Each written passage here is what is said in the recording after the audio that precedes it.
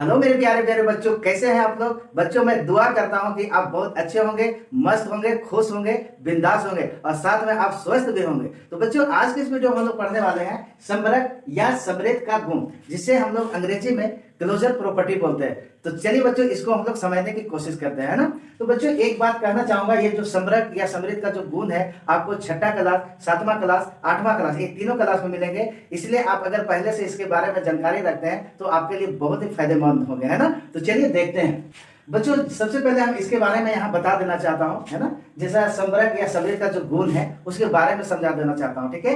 ध्यान से समझिएगा बच्चों। ये जो समृद्ध का गुण है या संबरक का जो गुण है यानी क्लोजर प्रॉपर्टी जो है बच्चों, ये एक ना कंडीशन है, एक स्थिति है जो डिपेंड करता है कि अगर योग के अंतर्गत नहीं या जोड़ने के अंतर्गत, योग के अंतर्गत अगर दो पूर्ण संख्या को हम लेते हैं और उसको जोड़ते हैं तो उसको जोड़ने के बाद जो रिजल्ट आता है वो एक पूर्ण संख्या ही आता है। तो इस कंडीशन को या इस अवस्था को हम समृद्ध का गुण कहते हैं, या यहाँ समृद्ध का गुण लागू होना भी कह सकते हैं। समझ में आ रही है ना बच्चों। एक बात और ध्यान देना कि यहाँ हम दो पूर्ण संख्या को लिए हैं, चाहे तो आप और भी संख्या ले सकते हैं, जैसे कि पूर्णांक संख्या होती है, परिमेय संख्या होती है, प्राकृत संख्या होती है, और भी संख्या लेके आप योग के अंतर्गत या घटाने के अंतर्गत जो भी स्थितियां आएगी हम अभी आगे समझेंगे उसको, है ना। हम यहाँ योग के अंतर्गत ले रहे हैं तो उससे जोड़ने का प्रयास करेंगे, और जोड़ने के बाद जो संख्या लिए हैं, अगर हम परिमेय संख्या लिए हैं तो दो परिमेय संख्या को लेकर जोड़ेंगे और उसका रिजल्ट एक परिमेय संख्या ही आता है। तो ऐसे ही कंडीशन को हम समृद्ध का गुण लागू होना कहेंगे, या उस स्थिति को हम समृद्ध का गुण कहते हैं। क्लियर है। तो चलिए इसी को हम लोग विस्तार से पढ़ेंगे, जहां हमको बहुत अच्छे तरीके से समझ में आ जाएगा।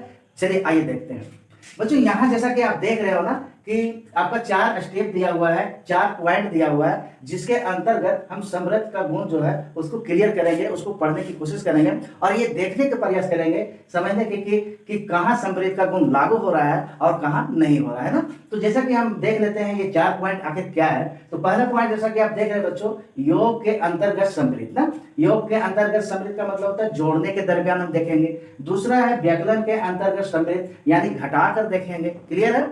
तीसरा है गुणन के अंतर्गत समृद्ध, यानी गुना करके देखेंगे, है ना। उसी तरह लास्ट आपका दिख रहा है भाग या विभाजन के अंतर्गत समृद्ध, यानी इस चारों अवस्था से हम गुजरेंगे बच्चों, और बारी बारी से दो संख्याओं को लेंगे, वो कोई भी संख्या होगा। हालांकि हम यहाँ पूर्ण संख्या को लेकर आपको समझाने की कोशिश करेंगे, है ना। तो चलिए हम लोग देखते हैं। सबसे पहले हम पढ़ने की कोशिश करते हैं योग के अंतर्गत, ठीक है। चलिए आइए देखते हैं। चलिए तो यहाँ देखिए हम पहला ले लिए हैं, यानी योग के अंतर्गत समृद्ध।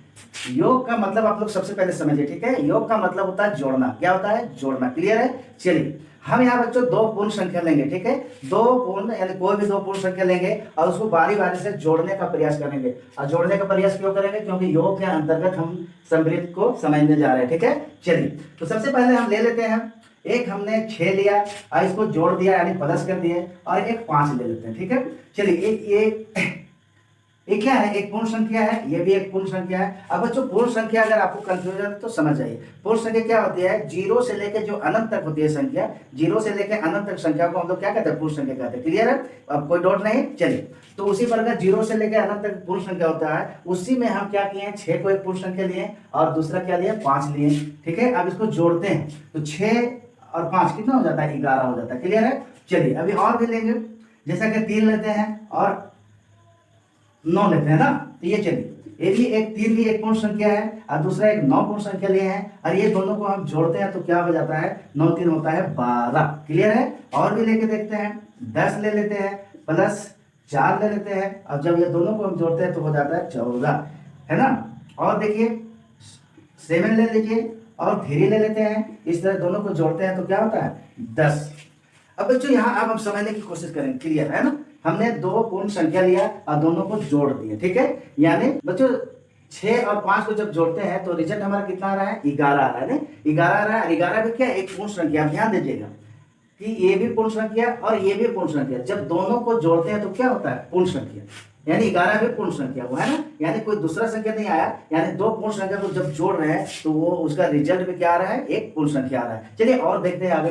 उसी तरह 3 है, 3 भी एक पूर्ण संख्या है, और यहाँ 9 है, 9 भी एक पूर्ण संख्या है। जब दो पूर्ण संख्या को जोड़ते हैं तो इसका रिजल्ट जो है सो 12 आता है, और 12 भी क्या है? एक पूर्ण संख्या है ना। समझने की कोशिश कीजिएगा ध्यान से।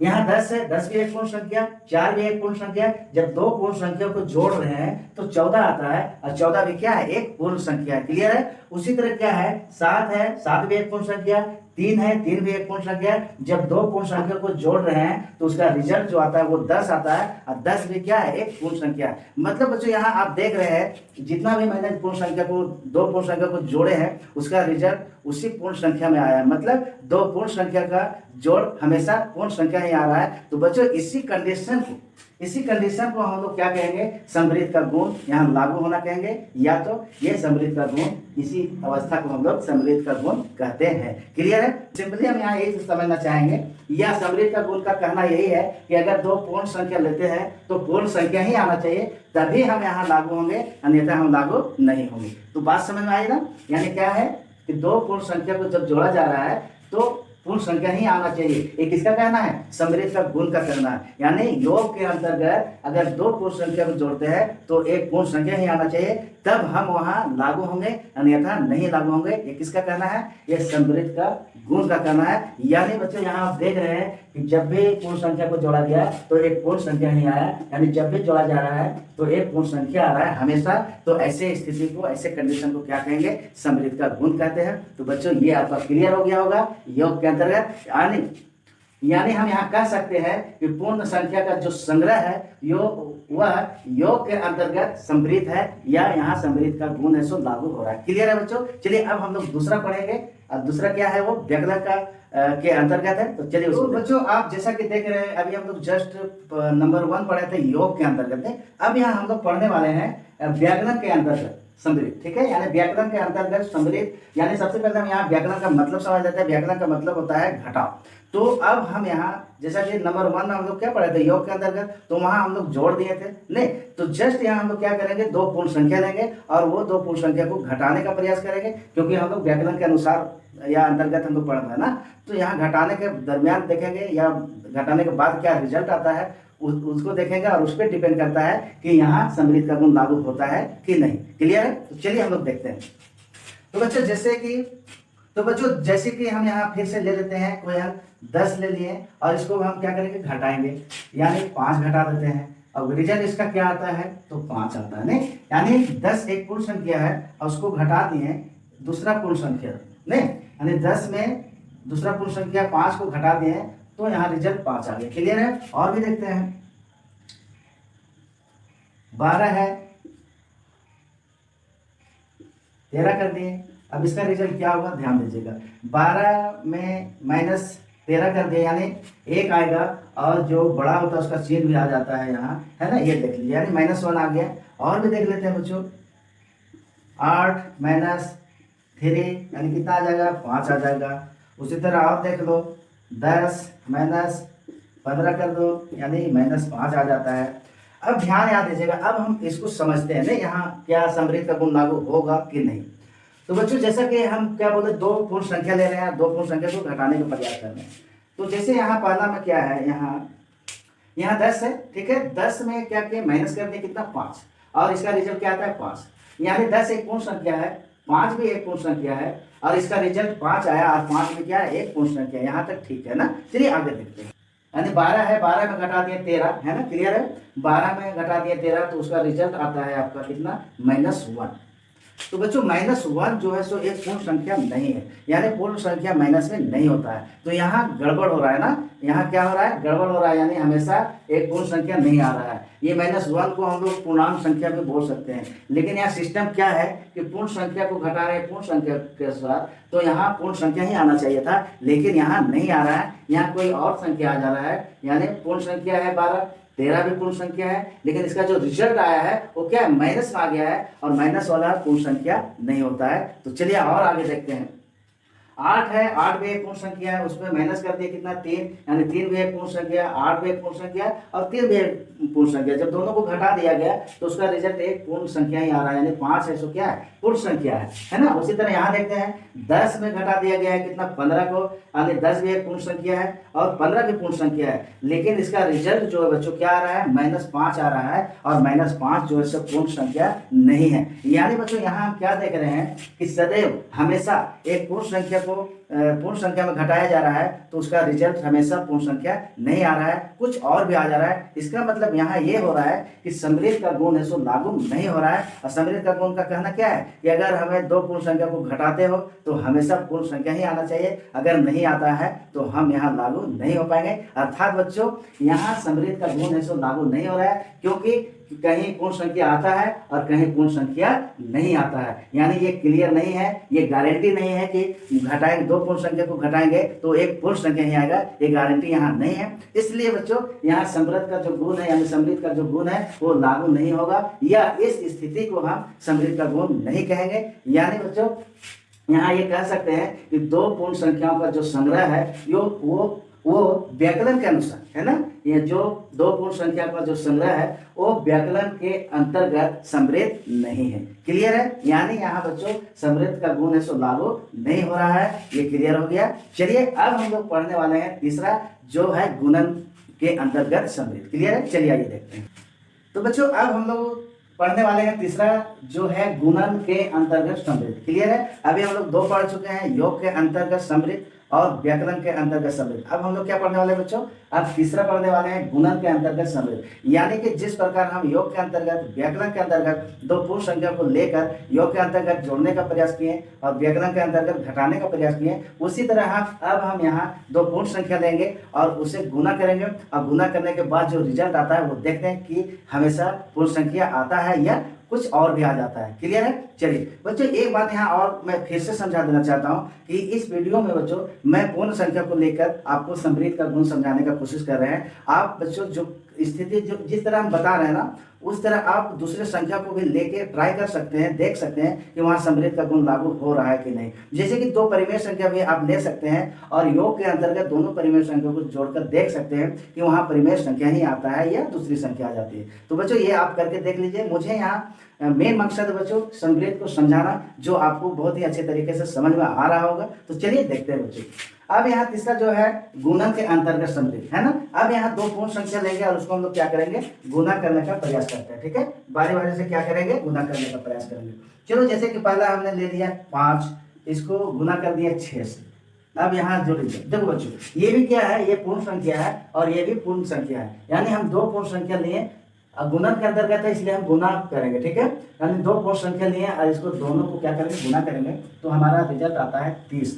ध्यान दीजिएगा, एक ये भी पूर्ण संख्या है और ये भी पूर्ण संख्या है, जब दोनों को गुना किया गया तो 30 आया और 30 भी क्या है, एक पूर्ण संख्या है। क्लियर है, चलिए और भी लेते हैं, हम 0 ले लेते हैं और 10 ले लेते हैं। क्लियर है, जैसे कि बच्चों ये 0 भी एक पूर्ण संख्या है, मैं पहले ही बताया ना पूर्ण संख्या किसे कहते हैं, जो 0 से अनंत तक सभी संख्याओं को क्या कहते हैं, पूर्ण संख्या ना। तो उसमें से 0 आ गया, 0 भी एक पूर्ण संख्या है, 10 भी एक पूर्ण संख्या है। जब दोनों को हम गुना करते हैं तो यहाँ 0 आता है और ये भी एक पूर्ण संख्या है। यानी देख रहे हैं कि एक पूर्ण संख्या दूसरे पूर्ण संख्या के साथ जब गुना कर रहे हैं तो उसका रिजल्ट भी है सब क्या आ रहा है, पूर्ण संख्या आ रहा है। क्लियर है, और भी लेते हैं बच्चों 7, 5। ठीक है, अब यहाँ भी एक पूर्ण संख्या है, ये भी पूर्ण संख्या है। जब ये दोनों को मल्टीपल करेंगे या गुना करेंगे तो क्या आता है, 35 आएगा और ये 35 भी क्या है, एक पूर्ण संख्या है। क्लियर है ना। और भी चलिए ले लेते हैं एक एग्जांपल और लेते हैं, कोई सस्पेंशन नहीं रहे इसलिए, है ना। चलिए अब यहाँ भी देख लीजिए 5 जो है सो एक पूर्ण संख्या है, 9 भी है सो पूर्ण संख्या है। जब दोनों को गुना किया जा रहा है तो 45 आता है यानी 45 आता है और 45 भी क्या है, एक पूर्ण संख्या है। अब बच्चों यहाँ समझने की कोशिश करते हैं, हम लोग पढ़ रहे हैं गुणन के अंतर्गत समृद्ध, यानी दो पूर्ण संख्या को ले रहे हैं और बारी बारी से देख रहे हैं कि हर एक स्थिति में यानी हर एक बार नहीं, यानी यहाँ भी पूर्ण संख्या यहाँ भी पूर्ण संख्या, जब दोनों को गुना किए तो पूर्ण संख्या ही आया है। यहाँ भी पूर्ण संख्या यहाँ भी पूर्ण संख्या, यानी दोनों को गुना किए तो यहाँ भी पूर्ण संख्या आया है, यहाँ भी पूर्ण संख्या ही आया है, यहाँ भी पूर्ण संख्या यहाँ भी पूर्ण संख्या और इसका रिजल्ट भी पूर्ण संख्या है। तो बच्चों यहाँ जस्ट हम लोग योग के अंतर्गत जो पढ़ रहे थे उसी टाइप से यहाँ भी हो रहा है, यानी बारी बारी से, यानी हर एक बार, यानी सदैव क्या हो रहा है, दो पूर्ण संख्या को जब गुना किया जा रहा है तो हमेशा क्या आ रहा है, पूर्ण संख्या ही आ रहा है। इसका मतलब हम यहाँ कह सकते हैं बच्चों कि गुणन के अंतर्गत समृद्ध का गुण यहाँ लागू हो रहा है। क्लियर है, क्यों लागू हो रहा है बच्चों? क्योंकि हर एक स्थिति में, मतलब हर एक स्टेप में देख रहे हैं कि जब भी गुना करने की कोशिश किए हैं, दो पूर्ण संख्या को जब भी गुना करने की कोशिश कर रहे हैं, तो उसका रिजल्ट हमेशा क्या आ रहा है? एक पूर्ण संख्या में आ रहा है। इसलिए हम यहाँ कह सकते हैं कि ये जो पूर्ण संख्या का जो संग्रह है वो गुणन के अंतर्गत क्या है? सम्मिलित है। यानी गुणन के अंतर्गत दो पूर्ण संख्याओं का जो होता है गुणन, वो यहाँ सम्मिलित है, यानी सम्मिलित का गुण यहाँ लागू हो रहा है ना? क्लियर है? अब चलिए बच्चों, यहाँ क्लियर है ना? चलिए अब हम लोग चौथा पढ़ेंगे, जो है भाग या भाग या विभाजन के अंतर्गत सम्मिलित। ठीक है, चलिए आइए हम लोग उसको देखते हैं। तो बच्चों जैसा कि आप देख रहे हैं, ये लास्ट है, यानी फोर्थ नंबर है, चौथा नंबर है, और चौथा नंबर में है भाग या विभाजन के अंतर्गत सम्मिलित। बच्चों जिस तरह अभी हम लोग 3 पढ़ चुके हैं, यानी पहला वो योग के अंतर्गत, दूसरा व्याकरण के अंतर्गत, तीसरा गुणन के अंतर्गत, उसी तरह बच्चों अब हम चौथा पढ़ने वाले हैं भाग या विभाजन के अंतर्गत सम्मिलित। क्लियर है? यानी बच्चों यहाँ भी हम क्या करेंगे? दो पूर्ण संख्या लेंगे और एक दूसरे से क्या करेंगे? इसके अनुसार भागा करेंगे, और भागा करने के बाद देखते हैं उसका रिजल्ट क्या आता है। यानी दो पूर्ण संख्या को जब भागा देंगे तो क्या उसका रिजल्ट एक पूर्ण संख्या ही आता है? अगर आता है तो यहाँ हम कह पाएंगे कि सम्मिलित का गुण लागू हो रहा है, और अगर नहीं आता है तो हम नहीं कहेंगे कि यहाँ सम्मिलित का गुण लागू नहीं हो रहा है। क्लियर है? तो चलिए हम लोग लेते हैं उसी तरह बच्चों जैसा कि अभी लिए थे, यानी हम दो पूर्ण संख्या लेंगे और उसको भागा करेंगे, यानी 6 ले लिए और इसको भागा दे देते हैं 2 से, और इसका रिजल्ट आ जाता है 2 तिया 6। क्लियर है? और भी देखते हैं बच्चों, 10 ले लेते हैं और इसको भागा दे देते हैं, यानी 12 से, है ना? तो ऐसी स्थिति में भागा देने में बच्चों को बड़ा कंफ्यूज हो जाता है ना, इसलिए ऐसी स्थिति में क्या करो? 10/12, यानी इसको भी हम लोग भागा देना ही कहते हैं। नहीं तो चलिए अब इसको कट कर देते हैं, तो कौन सा पहाड़ से पूरा कटेगा?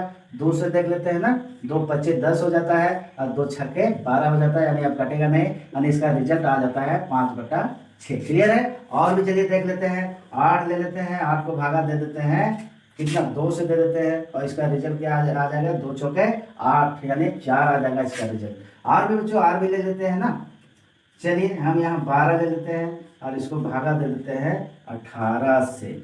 तो ऐसे 18 से यानी क्या करेंगे? इसको 12/18 लिख सकते हैं, और इसको फिर कट कर देंगे, यानी 6 दूनी 12, 6 तिया 18, यानी कुल मिला के इसका रिजल्ट आता है 2/3। क्लियर है बच्चों? एक बात ध्यान देना, हम यहाँ बटा क्यों किया ना? क्योंकि छोटा से जब भागा देते हैं तो आराम से जितना बार माता उतना हम यहाँ लिखते हैं, लेकिन यहाँ भागा बड़ा संख्या से दिया जा रहा है, तो ऐसे स्थिति में हम इसको नहीं पढ़ पाएंगे कि कितना बार में बार आता है, नहीं, यानी तो इसलिए ऐसा करते हैं, बटा में कर देते हैं, जो संख्या से कटता है उस संख्या से काट देते हैं, और जो लास्ट बचता है वही हमारा आंसर हो जाता है। क्लियर है? अब बच्चों हम यहाँ समझने की कोशिश करेंगे, क्या वो सम्मिलित का जो गुण है, वो जो गुण कहता है कि हमें अगर दो पूर्ण संख्या से भागा दे रहे हैं तो पूर्ण संख्या ही रिजल्ट आना चाहिए हमेशा, अगर नहीं आएगा तो क्या होगा? वहां हम लागू नहीं होंगे, यानी सम्मिलित का गुण लागू नहीं होगा। नहीं तो चलिए देखते हैं क्या कंडीशन हुआ यहाँ। तो बच्चों हम यहाँ देख रहे हैं कि 6 को भागा दिए 2 से, नहीं 6 को भागा दे रहे हैं 2 से, तो इसका रिजल्ट 3 आया, यानी 6 भी एक पूर्ण संख्या है, 2 भी एक पूर्ण संख्या है, और रिजल्ट क्या है? एक पूर्ण संख्या है। अभी तक ठीक है यहाँ तक ना? चलिए ये तो ठीक हो रहा है, लेकिन पता नहीं आगे क्या होगा, वो देखते हैं। अब यहाँ भागा दे रहे हैं हम 10 में भागा दे रहे हैं, यानी 10 को भागा दे रहे हैं 12 से। क्या? 10 को भागा दे रहे हैं 12 से, तो यहाँ रिजल्ट क्या आ रहा है? 5/6 आया, यानी ये एक पूर्ण संख्या है और 12 भी एक पूर्ण संख्या है, लेकिन बच्चों ये जो बटा वाला है, यानी है ना, ये बटा वाला पूर्ण संख्या नहीं है, क्योंकि पूर्ण संख्या बटा में नहीं आता है ना? इसलिए हम यहाँ कहेंगे कि दो पूर्ण संख्या का जो रिजल्ट है वो एक पूर्ण संख्या नहीं है। यानी अब यहाँ क्लियर हो रहा है बच्चों कि सम्मिलित का गुण लगता है लागू नहीं हो पाएगा। आगे भी देखते हैं, यहाँ 8 को भागा दे दिए 2 से, तो आराम से 4 आ गया, यानी 2 चौके 8 होता है, यानी 4 आ गया, यानी 8 भी एक पूर्ण संख्या है, 2 भी पूर्ण संख्या है, इसका रिजल्ट भी है तो एक पूर्ण संख्या आ रहा है। आगे क्या है? 12 को भागा दे दिया 18 से, जिसका रिजल्ट क्या है? 2/3 है, लेकिन इसका रिजल्ट जो है पूर्ण संख्या नहीं है। बच्चों ध्यान से समझना, सम्मिलित का गुण का क्या कहना है कि हमको अगर भागा दे रहे हो दो पूर्ण संख्या से तो पूर्ण संख्या आना चाहिए, और हमेशा आना चाहिए, चाहे वो कोई भी अंक हो, नहीं कोई भी संख्या हो। तो यहाँ लेकिन जब संख्या को बदल रहे हैं बच्चों, तो कहीं कहीं क्या हो जा रहा है कि पूर्ण संख्या का जो भागा हो रहा है वो पूर्ण संख्या नहीं आ रहा है। इसका मतलब वही हुआ बच्चों जिस तरह हम लोग व्याकरण में पढ़े ने, यानी वहाँ भी क्या हो रहा था कि हमेशा पूर्ण संख्या का घटाव पूर्ण संख्या नहीं आ रहा था। इसी तरह यहाँ भी, उसी तरह यहाँ भी क्या हो रहा है कि दो पूर्ण संख्या का रिजल्ट पूर्ण संख्या हमेशा नहीं आ रहा है। इसका मतलब ये हुआ कि यहाँ सम्मिलित का गुण लागू नहीं हो रहा है, यानी इस कंडीशन को बच्चों हम लोग समृद्ध का गुण लागू होना नहीं कहेंगे, यानी इस कंडीशन को हम समृद्ध का गुण नहीं कहेंगे। या तो आप ये बोल सकते हो बच्चों कि दो पूर्ण संख्या का जो संग्रह है यहाँ वो भाग या विभाजन के अंतर्गत समृद्ध नहीं है। क्लियर है? तो बच्चों मुझे उम्मीद है कि आपको जरूर समझ में आ रहा होगा। और बच्चों मैं लास्ट में ये बताना चाहूंगा, ये जो समृद्ध का गुण है वो दो जगह लागू होता है, यानी योग के अंतर्गत और गुणन के अंतर्गत। क्लियर है? यानी व्याकरण के अंतर्गत ये समृद्ध का गुण लागू नहीं होता है दो पूर्ण संख्याओं को लेकर नहीं। और कहाँ होता है? तो एक योग के अंतर्गत होता है जहाँ हमेशा जोड़ने पर एक पूर्ण संख्या ही आ रहा था, और एक गुणन के अंतर्गत आता है जहाँ हमेशा गुणा करने के बाद एक पूर्ण संख्या ही आ रहा था। तो बच्चों ये हमें यकीन है कि आपको बहुत अच्छा समझ में आ गया होगा, है ना? तो बच्चों आप लास्ट में एक बात और कहना चाहूँगा कि यहाँ हम आपको पूर्ण संख्या को लेकर आपको समझाने का प्रयास किए हैं, यानी समृद्ध का मतलब को समझाने का प्रयास किए हैं। आप और भी संख्या लेकर इसी तरह योग के अंतर्गत, व्याकरण के अंतर्गत, गुणन के अंतर्गत या भाग के अंतर्गत आप उससे बारी बारी से देख सकते हैं कि कहाँ समृद्ध का गुण लागू हो रहा है या नहीं हो रहा है। तो बच्चों ये था आपका समृद्ध या समृद्ध का गुण, जिसे बहुत ही बारीकी से आपको समझाया गया और यकीन है आपको बहुत अच्छे तरीके से समझ में आ गया होगा। बच्चों तो अब आपकी बारी है बच्चों लाइक और सब्सक्राइब करना, तो लाइक और सब्सक्राइब जल्द से कर दीजिए। तब तक के लिए मैं आपसे इजाजत चाहता हूँ बच्चों। जय हिंद, जय भारत।